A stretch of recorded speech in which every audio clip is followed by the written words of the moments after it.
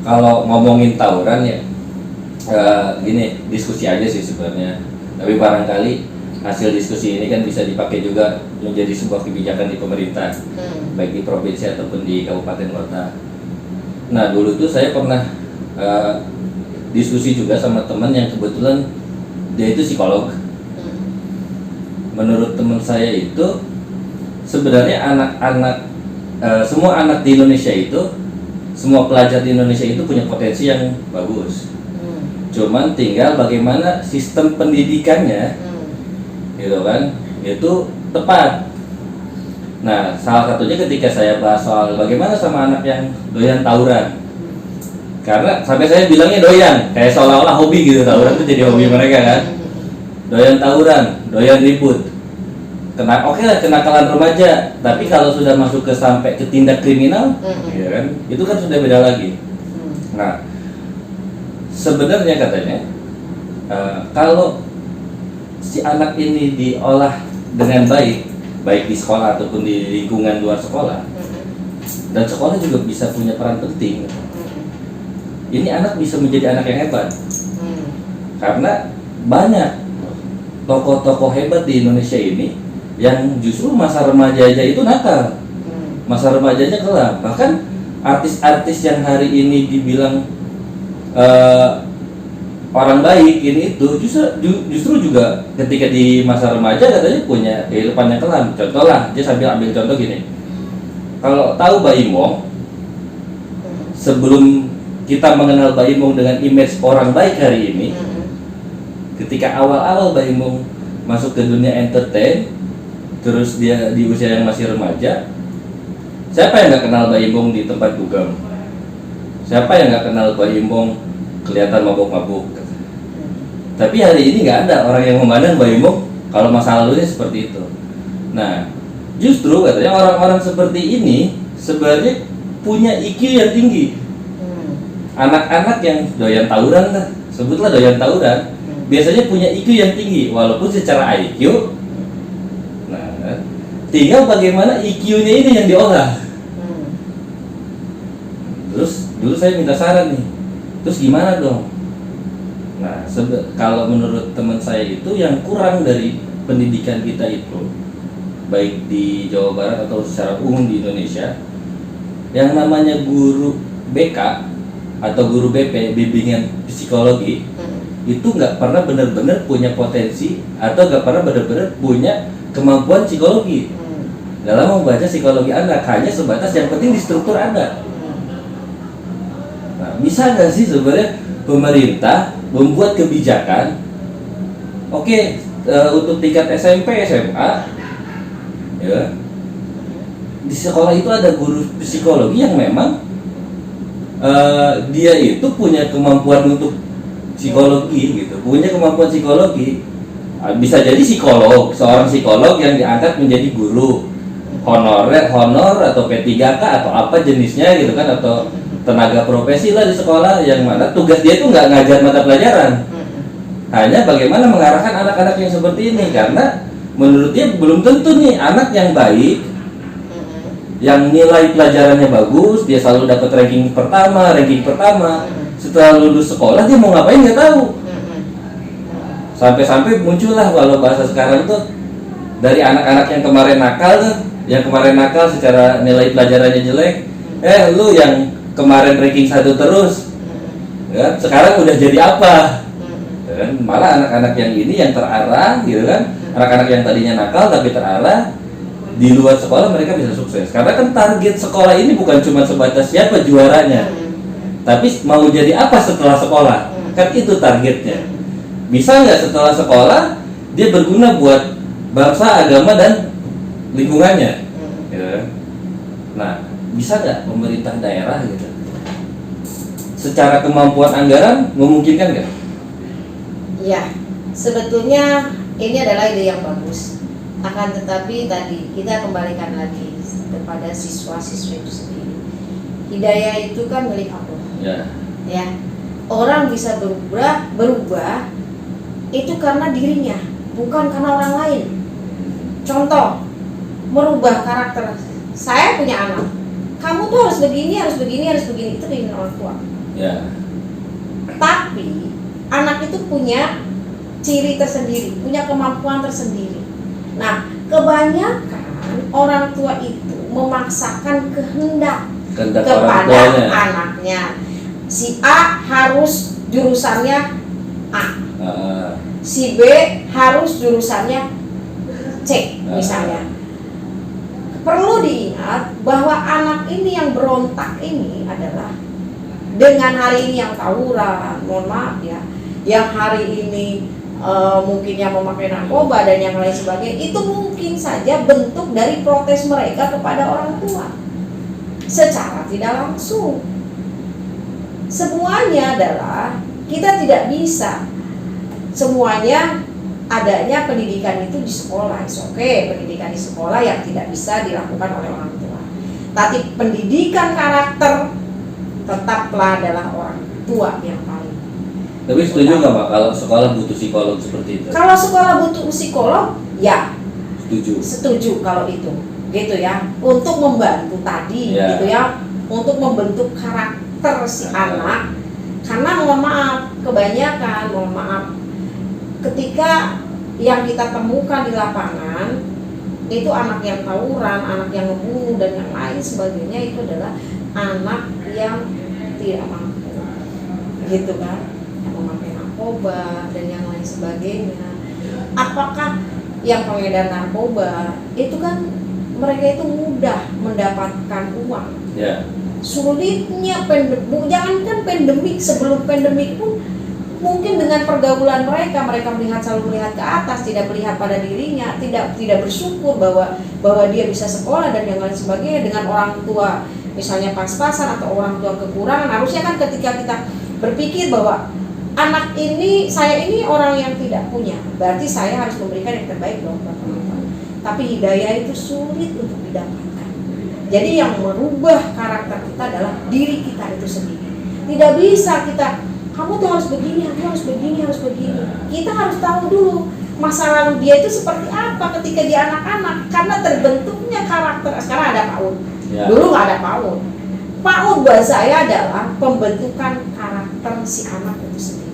Jadi soal gini, kalau udah SMA nggak ada bahasa gini, kata ibu guru juga harus seperti ini, nggak ada.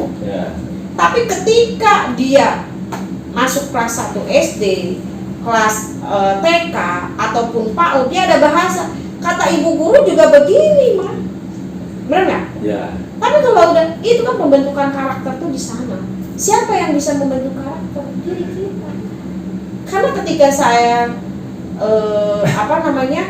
menjadi narasumber dimanapun berada, gitu, yang dipertanyakan itu siapa yang bisa merubah karakter. Karena hari ini dunia pendidikan itu siapa yang bisa merubah karakter? Ya diri kita. Yang membentuk karakter itu siapa? Kan orang tua. Biasanya butuh pihak lain yang mendorong untuk kita merubah karakter itu kan? Ya, itu perlu. Tapi buat saya yang paling terpenting adalah anak itu diberikan dasar adalah pendidikan agama. Apapun itu agamanya, ya kan? Mau di Injil kayak, mau di Hindu kayak, mau di Buddha, mau di Islam sekalipun, ada Quran dan yang lain sebagainya. Tapi bagaimana kita hanya bisa membaca tetapi tidak bisa isi kandungan dari Quran itu sendiri juga akan repot. Gitu. Jadi kan kalau dari pemaparan tadi nih ya, karena kenapa kok butuh psikolog di sekolah? Itulah bedanya ketika guru BP-nya adalah seorang psikologi dan guru BP-nya hanya struktural. Kalau guru BP-nya struktural kan, ini anak nakal datang, panggil ke ruang BP, ya, sanksi push up, sanksi keliling lapangan, sanksi bersih-bersih, besok nakal lagi. Tapi kalau guru BP-nya psikologi, ini anak nakal aja ngobrol. Dia cari tahu ini anak punya masalah apa, apakah punya masalah di masa lalunya, apakah punya masalah sama orang tuanya. Kalau seorang psikologi itu kan pasti dia bisa menjadi seorang teman buat siswa. Bisa jadi kan karena tugas dia di sekolah itu nggak ada sama sekali kaitan sama pelajaran. Oke, di sekolah nggak banyak kerja.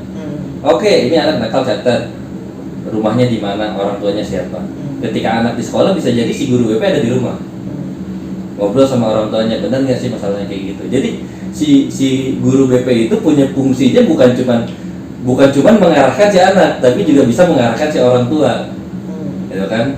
Hanya saja mungkin yang jadi masalah kemampuan anggaran daerah, kemampuan anggaran pemerintah, karena yang nama psikologi itu nggak murah. Ya, seperti yang kita tahu ya, kita mau konsultasi aja sama seorang psikologi bisa berapa juta sekali konsultasi kan? Nah, mampu nggak kalau pemerintah bikin itu? Sebenarnya begini, kalau kemampuan itu relatif ya. Kemampuan itu kan relatif. Sebenarnya, nah dikembalikan lagi, kalau misalnya untuk pendidikan komersil juga ya gimana gitu. Kita juga nggak bisa juga menempatkan psikolog untuk di sekolahan. Tetapi ketika dia di luar, jadi gini, oke lah saya di sini gitu kan ngajar memberikan psikolog di sekolahan. Tetapi di luar itu dia praktek. Nah, mungkin itu bisa seperti itu. Jadi dia tidak mencari uang di situ, Ya. tetapi dia di sekolah itu mencari masalah. Artinya masalah yang dia dapatkan itu menjadi ilmu buat dianya, gitu kan. Tetapi kalau dia nyari uang, ya nggak bisa dia di sekolah itu mencari uang kan gitu ya. Tapi kan standar hari ini gitu kan, standar sekolah itu kan bisa saja guru BP itu tidak harus setiap hari juga datang ke sekolah. Misalnya dalam 1 minggu dia hanya 3 kali ke sekolah, dan dalam 1 minggu itu hanya berapa jam dia standby di sekolah. Mungkin itu bisa. Apakah nanti hitungannya per jam? Apakah seperti apa? Kan itu tinggal tinggal sekolahnya itu saja yang berani atau tidak. Tapi nanti ketika kami ada hearing dengan Dinas Pendidikan, akan kita sampaikan kepada kepala dinas, karena ini hasil evaluasi kita ketika keliling. Ternyata pandemik ini menimbulkan masalah yang luar biasa di sekolah dan meresahkan masyarakat yang ada di sekitar sana. Artinya begini, tawuran sekarang itu berbeda dengan kita dulu. Kita itu nggak pakai alat, kita tuh tangan kosong, lempar batu. Ya, kita tuh tangannya tangan kosong. Nah sekarang itu apa aja dibawa. Itu yang paling enggak aja dia pistol aja dibawa, gitu kan. Tapi senjata apapun yang namanya gerigi apa aja dibawa semua. Gitu. Nah ini yang buat kita ngeri dan cukup luar biasa. Artinya gimana caranya kita memberikan pendidikan yang terbaik bagi anak SD, SMP, SMA maupun TK dan PAUD itu sendiri. Yang paling terpenting adalah pembentukan karakter itu tetap adanya di rumah, di orang tua. Yang membentuk karakter itu adalah orang tua, yang mengarahkan adalah orang tua. Di sekolah itu kan tinggal si A begini, si B begini, hobinya ini, hobinya ini. Dan jangan pernah memaksakan kehendak orang tua kepada anaknya, karena ini akan menjadi insiden buruk, gitu kan. Ketika dia memaksakan kehendak kepada anaknya, dia akan berontak. Pemberontakannya macam-macam, ada yang memakai narkoba, minum-minuman, dia tiba-tiba jadi tiba-tiba jadi anak introvert, ahli IT tapi jadi hacker, polisi kan. Iya, begitu. Banyak seperti itu, banyak hal.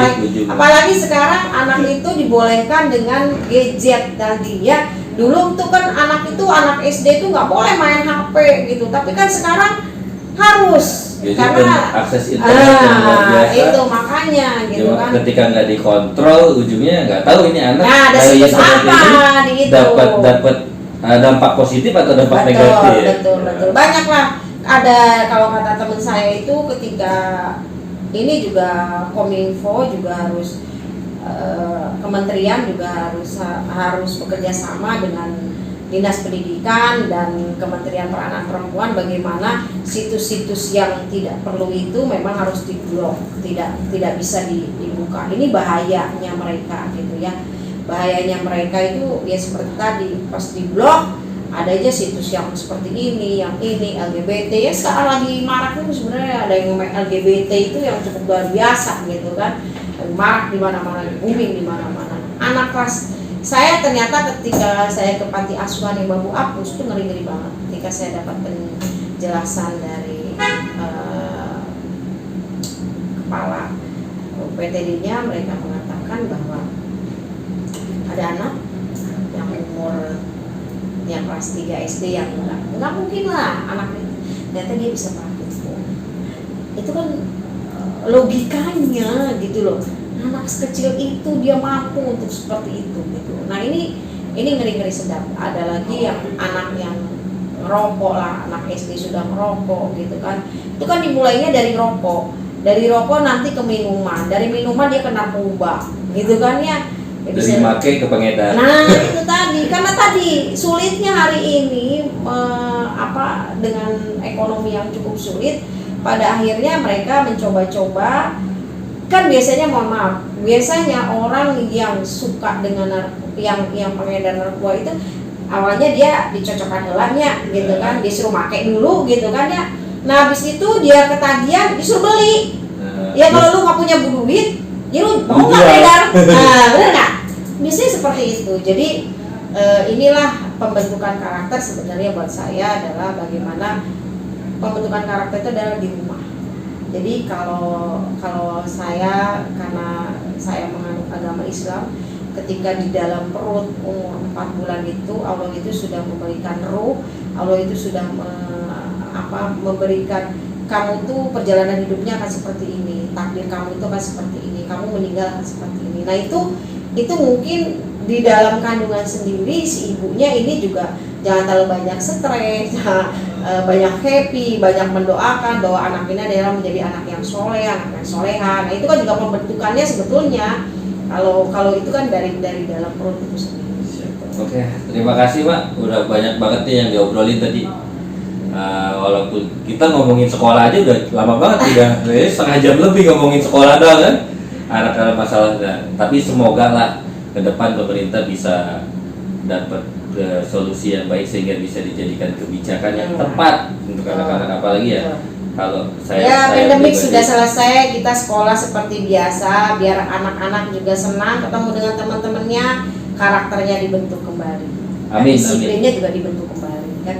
Amin. Siap. Terima kasih Pak. Ya, sama-sama.